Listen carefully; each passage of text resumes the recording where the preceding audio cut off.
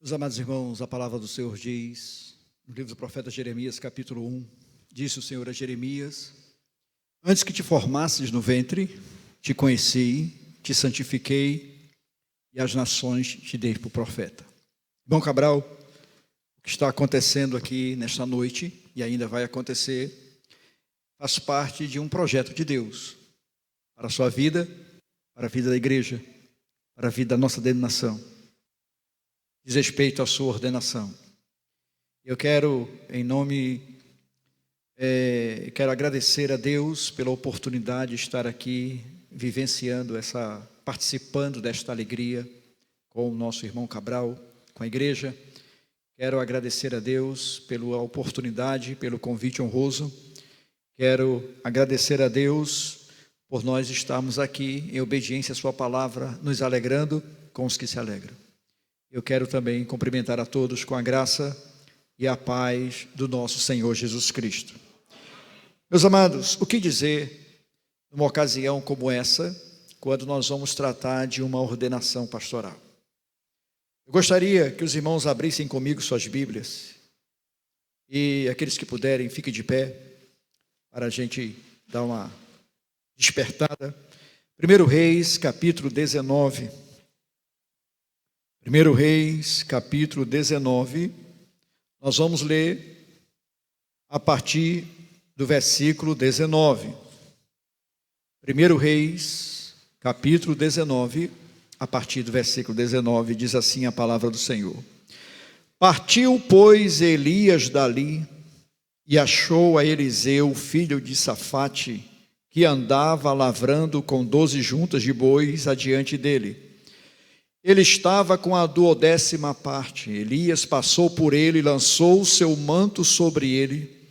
Então deixou este os bois, correu após Elias e disse: deixa-me beijar meu pai e minha mãe, e então te seguirei.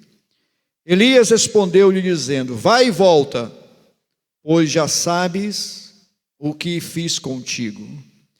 Voltou Eliseu de seguir a Elias, tomou a junta de bois e os imolou, e com os aparelhos dos bois cozeu as carnes e as deu ao povo, e comeram. Então se dispôs e seguiu Elias e o servia. Louvado seja o Senhor. Versículo de número 20, a última parte diz: vai e volta, porque já sabes o que fiz contigo. Vamos dizer todos?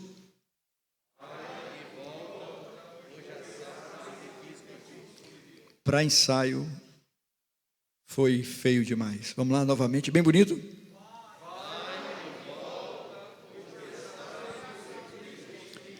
Podem sentar, irmãos. Meus amados irmãos, em nossos dias se fala muito acerca das crises pelas quais a igreja passa. E aqui e acolá nós ouvimos sermões, aqui e acolá nós ouvimos pessoas tentando enumerar uma diversidade de crises pelas quais a igreja tem passado. E algumas dessas crises são muito enfatizadas. Há aqueles que superenfatizam, dizendo que a crise maior que a igreja tem enfrentado é a crise moral. Outros dizem que é uma crise teológica, são problemas doutrinários, são inseguranças e conflitos doutrinários que têm constituído a maior crise da igreja na atualidade. E há aqueles também que acham que a maior crise da igreja em nossos dias diz respeito aos efeitos da pós-modernidade na vida do povo, com os seus desdobramentos. De modo, irmãos, que muitas são as crises. Algumas são mais fortes em determinados períodos, algumas vêm e vão, outras vêm e permanecem, tem hora que se fortalece, tem hora que se enfraquece, mas a verdade é que a igreja vive muitas vezes rodeada de muitas crises. Mas qual seria, irmãos, uma das maiores crises que a igreja sempre enfrentou ao longo dos anos? Eu diria, meus irmãos, que nenhuma dessas crises é sem importância. Mas no momento, uma das maiores crises que a igreja tem enfrentado é a crise relacionada tanto ao ministério pastoral como à visão que a igreja tem do ministério pastoral. Então, nós poderíamos dizer, irmãos, que a maior crise é quando o pastor não sabe o que Deus fez com a vida dele.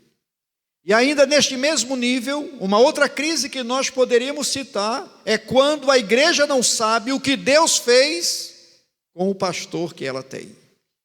E aqui, meus irmãos, nós lemos o texto onde nós temos um profeta que serve de modelo, que serve de padrão para os pregadores, para os servos de Deus. Elias, ele é um herói não somente para as nossas crianças, mas para nós que lideramos a igreja do Senhor, nós que somos pastores, nós que somos missionários, nós que nos dedicamos à obra de Deus.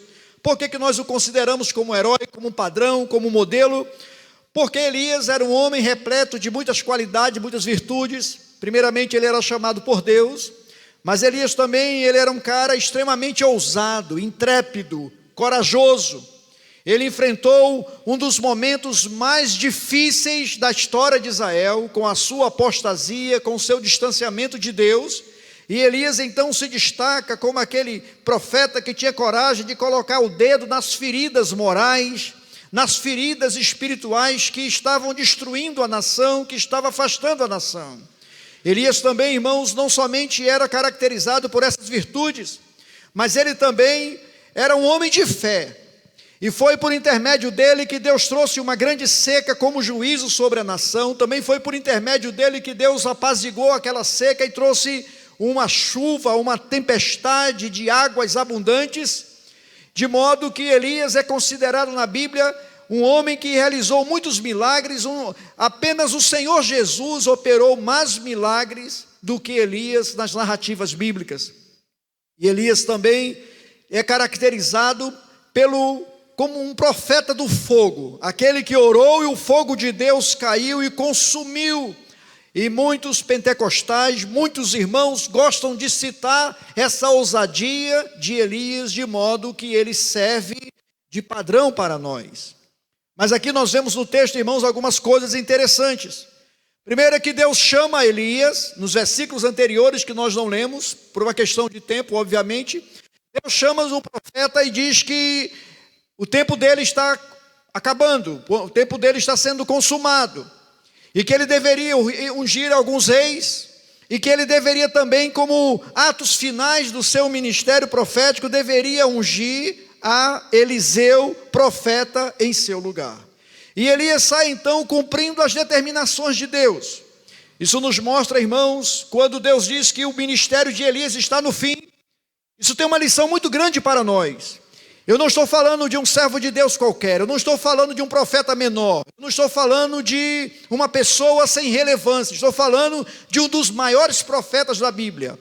Deus então diz que o seu fim está próximo, e Deus então o designa para os seus últimos atos proféticos, ungir alguns reis e ungir seu sucessor Eliseu em seu lugar. Isso nos mostra, irmãos, que por mais relevante que nós sejamos, por mais importante que nós sejamos na obra de Deus, todos nós passamos, mas a obra de Deus continua, de modo que a obra de Deus é maior do que o obreiro, e o Deus da obra é maior do que tudo isso. Louvado seja o Senhor. Quem diria, irmãos, que Elias, em pleno exercício do seu ministério, com ousadia, ele tinha aquilo que nós poderíamos dizer, pastor Bruno, pastor Moisés, ele tinha aquilo que os nossos jovens gostam muito de usar, a palavra gás. Ele tinha muito gás para ser gasto, ele tinha muito entusiasmo, ele ainda estava pronto, mas aprove a Deus levá-lo.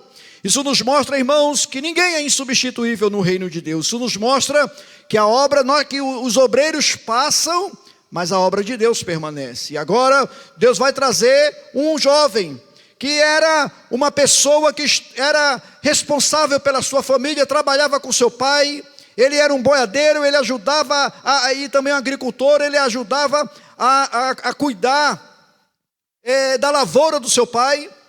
E o Senhor então manda que ele unja Eliseu em seu lugar.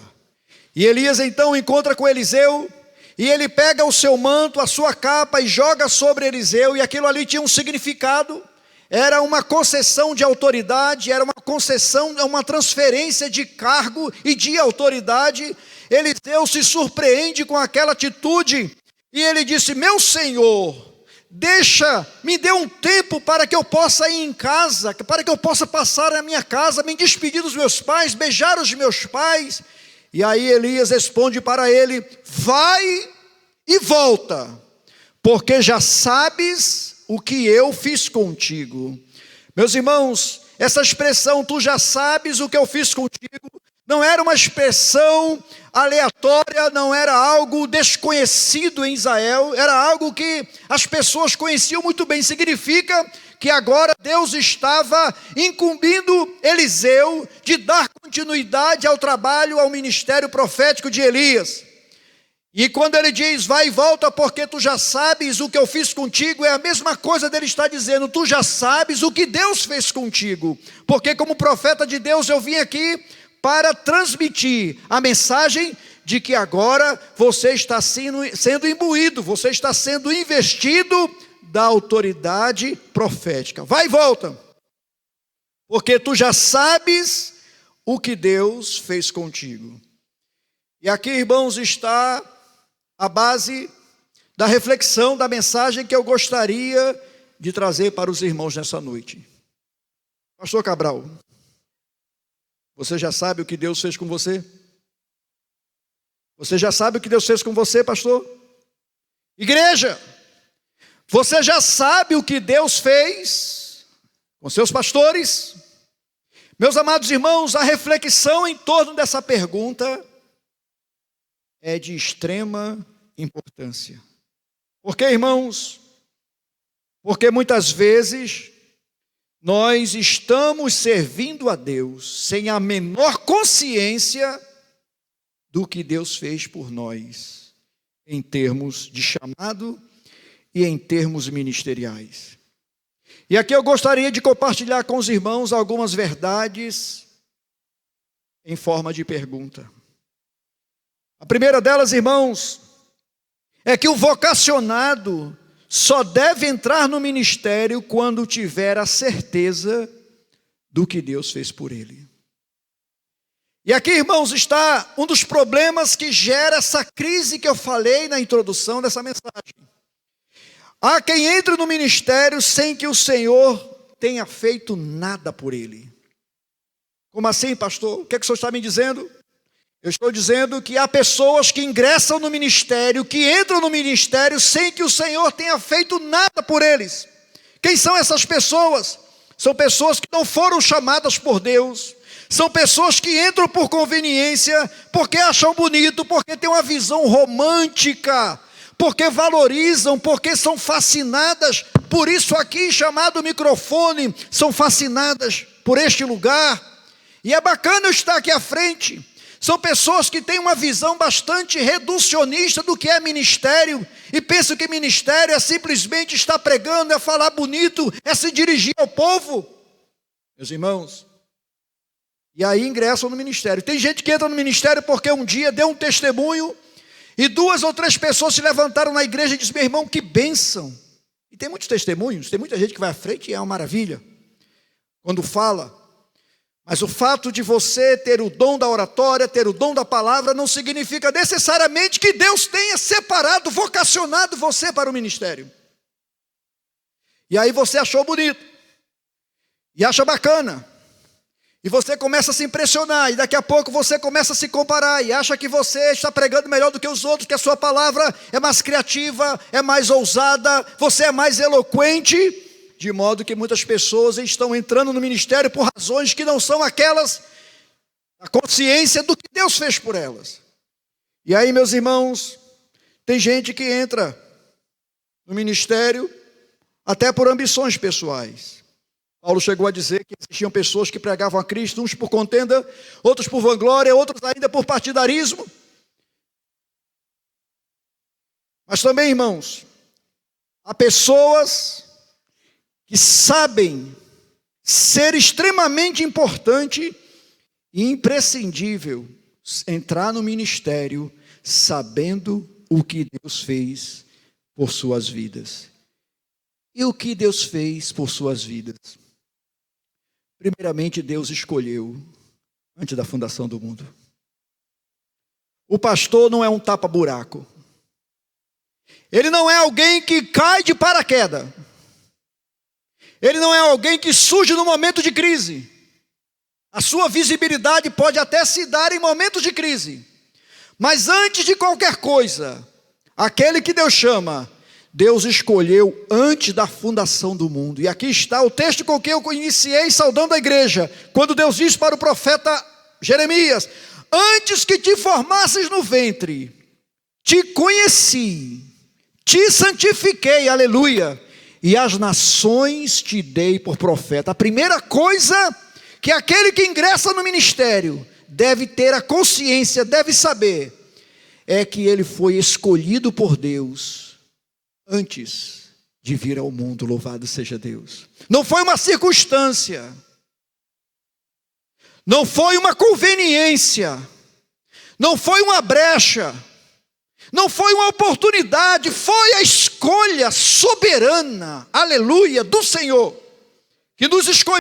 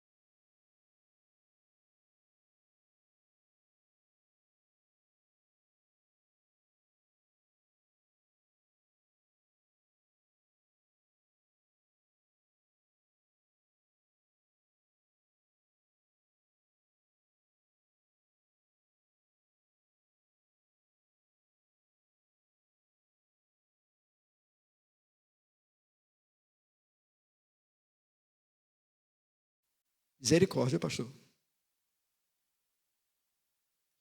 Sabe por quê, irmãos? Porque você perdeu o nariz quando Deus chama. Você perdeu o pescoço quando Deus chama. Você perdeu a vontade quando Deus chama. Você perdeu o GPS quando Deus chama. Você não tem mais direção, você não dá mais direção à sua vida. Agora, a sua vontade, a sua escolha, o seu rumo, quem dá é Deus. Louvado seja o Senhor. Eu digo aos jovens solteiros, seminaristas, até para casar, você deve orar mais do que se não fosse pastor. Porque está aí uma área que você não pode errar. É na escolha do seu cônjuge para o ministério. Porque você não tem vontade. Nesse aspecto, irmãos, você está frito. Se você foi chamado por Deus, você está rendido. Você está imobilizado pelo Senhor. Pastor Cabral, para quem não conhece aí, não é? É da área também das artes marciais aí. Lhe amo muito, irmão. O senhor sabe como eu lhe amo. Foi imobilizado por Deus. E agora é Deus quem manda, é Deus quem dirige. A gente vê isso na vida de Jonas. Quando Deus mandou para um lugar e ele vai para outro. Deus disse: Jonas.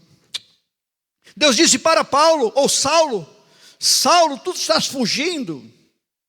Aprendas uma coisa, Saulo. Dura coisa é contra ti. É para ti, digo. Recalcitrar contra os aguilhões. Você está ferrado. Você está preso, algemado pelo Senhor. Aleluia. Para fazer a vontade do Senhor. Mas para que ninguém me interprete mal, se ter sido chamado por Deus foi a pior coisa, também ter sido separado por Deus para o ministério é a maior honra que Deus poderia conceder a você. Louvado seja Deus. A palavra do Senhor diz, irmãos, que ninguém toma para si essa honra, senão aquele que é chamado pelo Senhor. Irmãos, ser vocacionado para Deus e por Deus é uma das coisas mais honrosas. Quando eu tinha meus 14 anos, que não faz muito tempo, eu estava participando de um congresso de embaixadores do rei na Igreja Batista, lá no Rio. Eu conheci um pastor, e ele, dando a palestra para a garotada, ele disse: é bonito você ser um engenheiro, nada contra a atividade da engenharia civil, seja ela que área for. É bonito você ser um médico, ser um motorista, exercer dignamente a sua profissão. E a sociedade precisa da sua cooperação, da sua contribuição profissional, logicamente. Mas um dia, todas as pessoas que você curou com o seu bisturi nas cirurgias vão morrer. Um dia aquelas pontes, aqueles prédios, aquelas obras que você fez, vão ficar para trás. Mas se você ganhar uma alma para Jesus hoje, daqui a 300 anos, quando você chegar na glória, ela vai estar lá. Porque a obra de Deus é eterna, louvado seja o Senhor. Por isso que é honroso. O apóstolo Paulo reconhecia essa honra na sua vocação, que ele disse assim: irmãos, quanto a mim não julgo que tenha alcançado, mas uma coisa faço. Mas antes disso ele diz, aquilo que para mim era lucro, era vantajoso, eu considero perda. E ele usa uma palavra pesada, ele diz, eu considero esterco para mim, por causa da sublimidade do conhecimento do Senhor. Isso é saber o que Deus fez. Certa vez, irmãos, um dos presidentes da República, um dos presidentes norte-americanos convidou Billy Graham para ser embaixador dos Estados Unidos. E Billy Graham foi-lhe dado um tempo para ele pensar, e disse, não, eu respondo agora, não quero. Mas como? Uma posição tão ambicionada, presidente, embaixador de uma das nações mais poderosas da terra, ele disse, olha, seria me rebaixar. Eu sou ministro do Evangelho, embaixador dos céus, vou abdicar da minha atividade eterna para ser embaixador de um país que um dia o fogo vai consumir. Meus irmãos, eu fico vendo hoje como algumas pessoas estão brincando de pular corda no ministério. Elas entram e saem. Não sei como é que, né? Cada lugar tem um nome diferente. Tem aquela quando a corda fica bem ligeira, né? É foguinho, né? Que dá, fica bem. Aí o cara cai fora. Porque se a corda bater nas pernas é uma dorzinha. Tem gente que entra no ministério e fica saltitando. Quando tudo vai bem, quando a igreja oferece certas condições, quando é bem localizada, quando é conveniente, então a gente entra. Quando vem o foguinho, e no ministério não tem foguinho, tem a fogueira santa, e bota santa nisso aí. Sabe por quê, irmãos? Porque quando Deus chama, uma vez chamado por Deus, para sempre chamado por Deus. Depois que você é fisgado por Deus, você pode fazer qualquer outra atividade, nada tem sentido, porque você só se realizando a obra do Senhor. Mas o tempo passa, irmãos, e eu vou avançar para o segundo ponto. Vocacionado só deve entrar no ministério quando tiver certeza do que Deus fez com ele. Mas, em segundo lugar, a igreja também precisa saber o que o Senhor fez pelo seu pastor.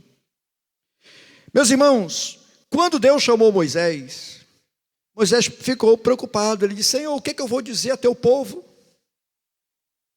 Como é que eu vou chegar lá e vou dizer que... Ele disse, não se preocupe, diga para o povo, o eu sou me enviou a vós para vos tirar daqui.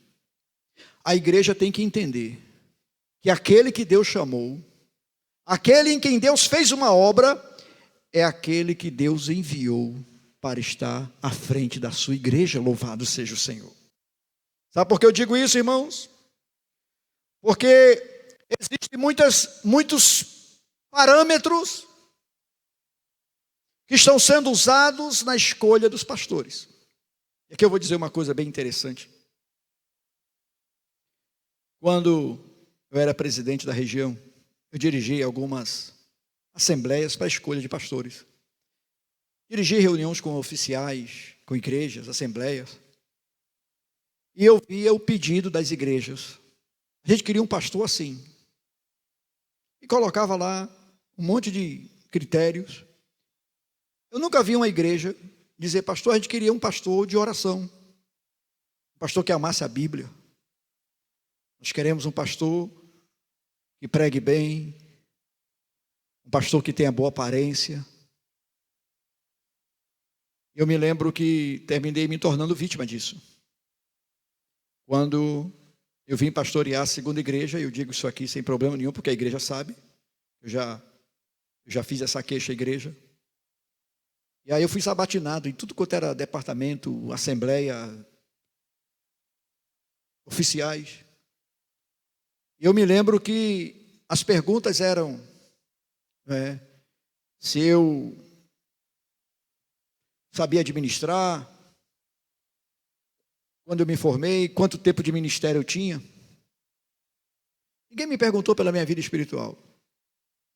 Um adolescente se levantou no meio da igreja e disse, pastor, eu queria te fazer uma pergunta, já no finalzinho, perto das eleições. Quanto tempo o senhor dedica para orar e ler a Bíblia? É o quê, meu irmão? Repita aí de novo. Não, quanto tempo? Essa deveria ser a primeira pergunta. Aliás, deveria ser o critério para você ser candidato. Eu achei muito pertinente. Não estou dizendo, irmãos, que outros valores, outros parâmetros não sejam importantes. Mas muitas vezes, irmãos, estamos querendo pessoas que elas simplesmente, como aconteceu com Saul, baseado apenas, estamos escolhendo na aparência. Mas não foi em Saul que Deus fez uma grande obra. A grande obra Deus estava fazendo na vida de Davi. Louvado seja o Senhor. E aí, mais tarde, Jeremias vai dizer no capítulo 3, versículo 15, e vos darei pastores, segundo o meu coração, que vos apacentem com sabedoria e com entendimento. Ou seja, aquele em quem Deus fez uma obra, é uma pessoa que vai apacentar, não segundo as expectativas, mas segundo o coração de Deus. Cabral, sua maior preocupação é, antes de tudo, agradar a Deus, porque a igreja é dele, e é a ele a quem nós, ministros, iremos prestar contas. Louvado seja Deus. Você sabe o que o Senhor fez pelo seu pastor? Eu vou dizer aqui algumas coisas que Deus faz. Além de escolher, Deus dá aos pastores uma costa larga. Ou seja, o pastor aguenta a pancada. Não significa que ele tenha que levar a pancada. Mas hoje a gente vive um momento, de uma hipersensibilidade e de aquilo que os psicólogos têm chamado de vitimização. Qualquer coisinha a pessoa se encolhe, se faz de vítima. Meu irmão, ministério, vou usar uma palavra aqui bem nordestina, é para cabra macho. Não no sentido de confiar na carne, mas é no sentido de que não tem pena da sua própria pele. Paulo disse, eu me gastarei e me deixarei gastar por causa dos escolhidos, dos eleitos, louvado seja Deus. Aquele que Deus chamou, irmãos, ele está pronto. Como disse Paulo, estou pronto não só para sofrer, mas até para morrer, pelo nome do Senhor Jesus. E no capítulo 20 de Atos, no versículo 24, ele diz, mas em nada tenho a minha vida preciosa demais para mim, contanto que compra com alegria a minha carreira e o ministério que recebi do Senhor. Você já sabe o que a igreja fez pelo seu pastor? Ele não é um empregado, Ele não é uma pessoa qualquer, ele é uma pessoa escolhida por Deus, preparada pelo Senhor. E a ele foi lhe dado duas ferramentas, numa só, o cajado e a vara. Um pastor que pastoreia, um pastor que usa da vara, que usa da disciplina, que usa da diligência, mas que usa também do cajado para guiar, para apacentar, para trazer, para livrar dos vales da sombra da morte, para livrar dos precipícios. Esse tipo de pastor é aquele em quem Deus fez uma obra. Mas em terceiro lugar, a família do pastor precisa saber o que Deus fez por ele. Às vezes, irmãos, eu estou lá com meus grilos e algumas pessoas me forçam, vem cá, vamos conversar, abra o coração. Meu irmão, não vou abrir o coração contigo, não. Não é que eu não confio em você ou que você não seja uma pessoa confiável, é porque só Deus entende o coração do pastor. Não é verdade, irmãos? Só Deus entende. Às vezes a gente olha assim e diz, aquele pastor é frouxo. Deveria chegar e já ter disciplinado aquelas 3 pessoas. E às vezes não é frouxidão. Às vezes ele está exercendo a longanimidade de Deus na vida daquelas ovelhas, para restaurá-las, para não perdê-las. Às vezes ele vai lá e toma a frente e resolve. Aquele pastor não tem coração. Não é que ele não tem coração, ele está cuidando das laranjas podres para que o rebanho não seja contaminado, não seja afetado. Vai entender um negócio desse? Isso é coisa de pastor que tem intimidade com Deus. E às vezes a família não sabe. Por que o pastor é tão cobrado? Por que ele é tão criticado? A igreja vive uma relação conflituosa com seus pastores. Elas amam e odeiam ao mesmo tempo. Quando tudo dá certo na igreja, quando tudo vai de vento em popa, quem são os responsáveis? O corpo de oficiais da igreja, que é muito competente. Quando tudo vai bem na igreja, quem são os responsáveis? A diretoria do patrimônio, que tem uma capacidade administrativa descomunal. Quando tudo vai bem na igreja, é porque tem departamentos que são dinâmicos. Mas quando alguma coisinha não dá certo na igreja, quem é o responsável? Pastor. Isso é injusto. Imagina a esposa do pastor, imagina os filhos do pastor. E sabe por que a igreja faz isso? Porque ela não sabe e nem procura saber o que Deus fez pela sua igreja.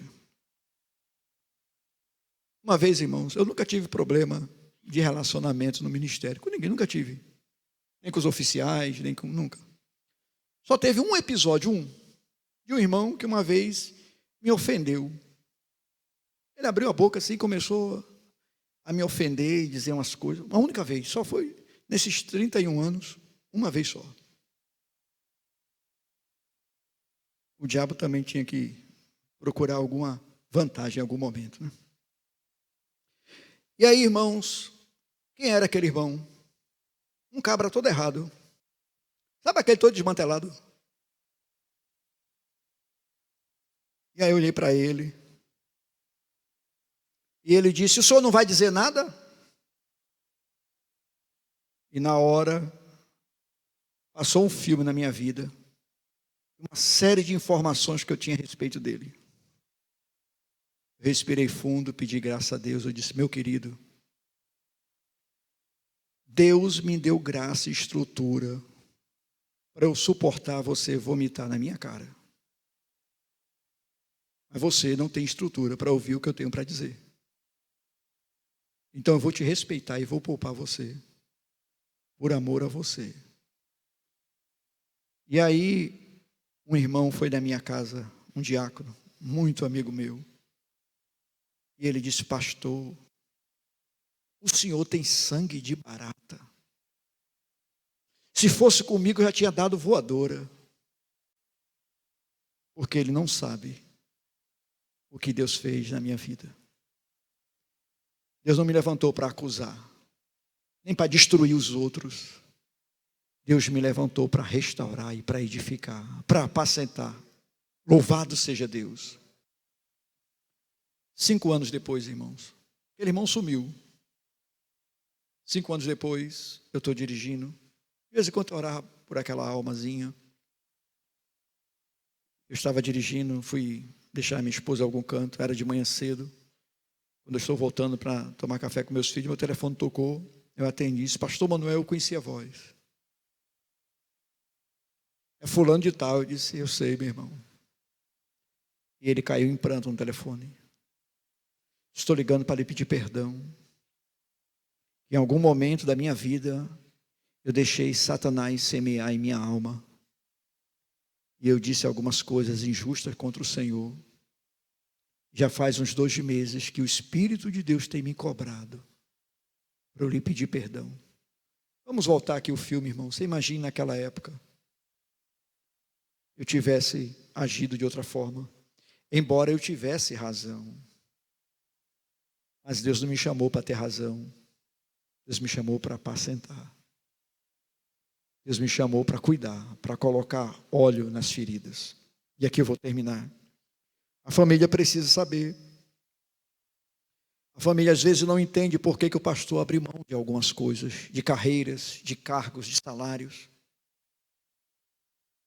Para quem não sabe, irmãos, eu tive todas as possibilidades de agora, nesse ano, ou no ano passado, estar indo para a reserva, uma carreira militar muito bem sucedida, que era o sonho dos meus pais, especialmente do meu pai.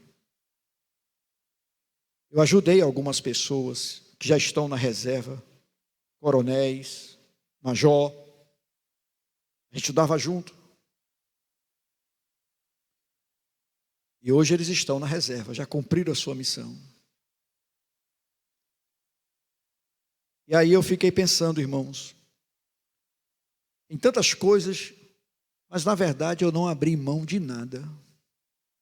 Porque como disse Paulo, tudo isso, não desprezando a tarefa dos outros, mas é como nada, diante da sublimidade da vocação do Senhor. Vai e volta. Porque o Senhor já sabe porque você já sabe o que o Senhor fez contigo. Você já sabe o que Deus fez com você? Você já sabe o que Deus fez com seu esposo? Você já sabe o que Deus fez com seu pastor? Igreja, você sabe o que Deus fez com seu pastor? Irmão Cabral, nós do DET, o conselho, precisamos ter isso bem claro. Que Deus fez por aqueles que Ele tem chamado. Que o Senhor nos abençoe. Que o Espírito de Deus aplique em nossos corações a sua palavra. Eu agradeço, irmão Cabral, a esse convite honroso para poder participar dessa alegria de você, da sua igreja, da sua família nessa noite. Pastor André.